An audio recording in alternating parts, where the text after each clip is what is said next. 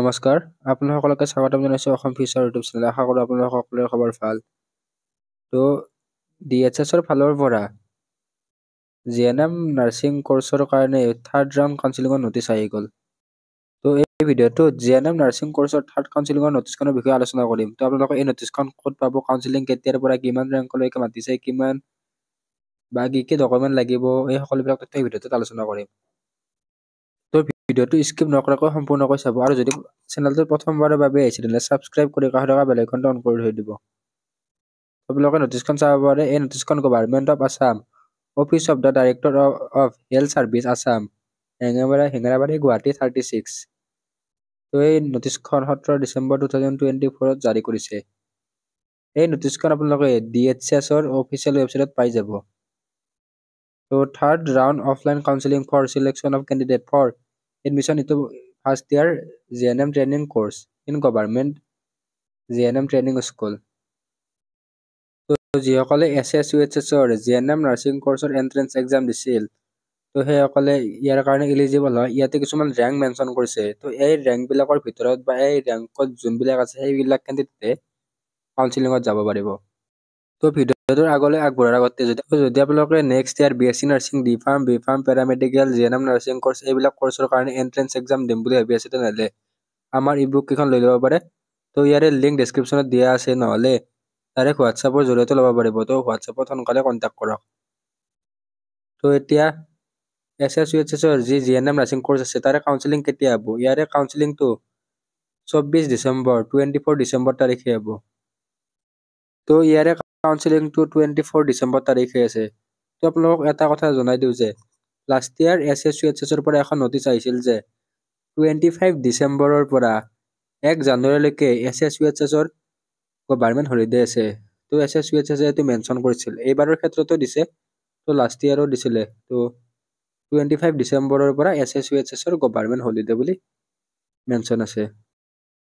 তো GNM nursing কোৰ্চৰ কাউন্সিলিংটো offline হ'ব, আৰু ইয়াতে ৰেংক ৱাইজ ইয়াৰে কাউন্সিলিং হ'ব। এতিয়া ডকুমেণ্ট চাই লওঁ। তো আপোনালোকে অৰিজিনেল আৰু জেৰক্স দুয়োখিনি ডকুমেণ্টে লাগিব। তো মাৰ্কশ্বিট, পাছ চাৰ্টিফিকেট, ক্লাছ 12ৰ মাৰ্কশ্বিট আৰু পাছ চাৰ্টিফিকেট, মেট্ৰিকৰ এডমিট কাৰ্ড বা বাৰ্থ চাৰ্টিফিকেট, কাষ্ট চাৰ্টিফিকেট, তাৰপিছত PRC, পাছপৰ্ট চাইজ ফটো আৰু কিবা বেলেগ ডকুমেণ্ট থাকিলে এই ডকুমেণ্টখিনি লৈ যাব। আৰু ইয়াৰ লগতে আপোনালোকে SSUHSৰ যি GNM নাৰ্ছিঙৰ এণ্ট্ৰেন্স এক্সাম আছিল তাৰে স্ক'ৰ কাৰ্ড, তাৰপিছত এডমিট কাৰ্ড এইখিনি লৈ যাব লাগিব।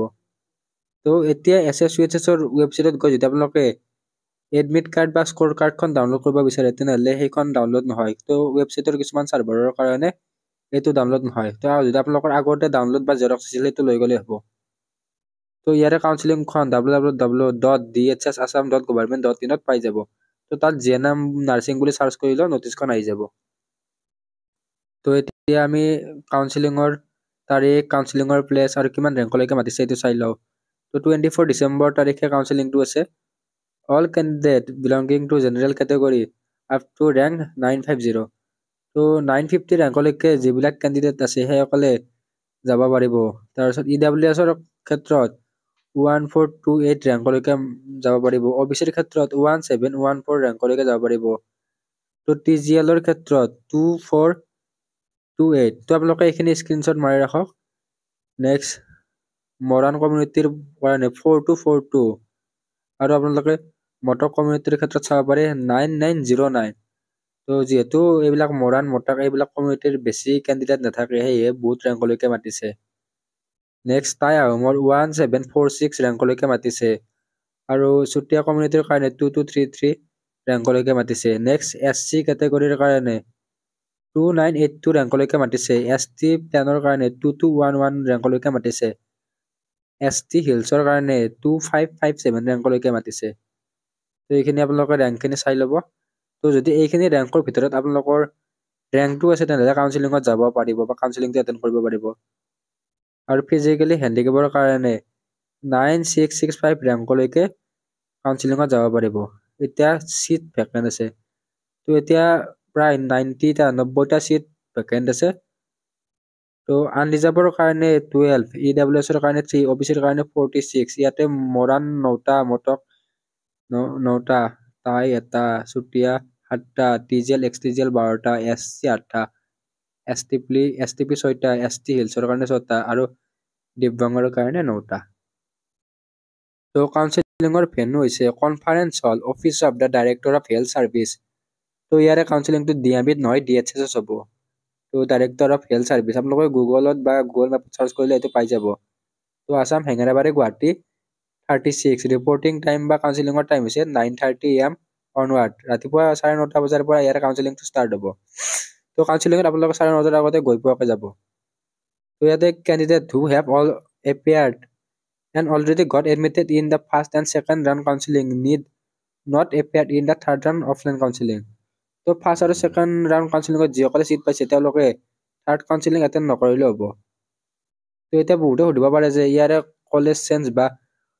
কলেজ চেঞ্জৰ কাৰণে কি কৰিব লাগিব। তো ইয়াতে কলেজ চেঞ্জৰ কথা মেনশ্যন নাই। তো আপোনালোকৰ প্ৰিন্সিপালৰ লগত নহ'লে ডিএইচএছৰ অফিচাৰৰ লগত কথা পাতি ল'ব। তো তেওঁলোকে আপোনালোকক নেক্সট প্ৰচেছখিনি জনাই দিব।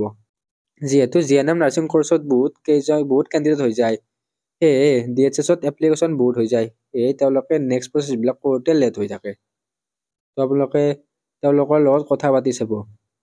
তো এই নটিচখন আপোনালোকে ডিএইচএছৰ অফিচিয়েল ৱেবছাইটত পাই যাব আৰু আমাৰ হোৱাটছআপ গ্ৰুপতো পিছত প্ৰভাইড কৰি দিম।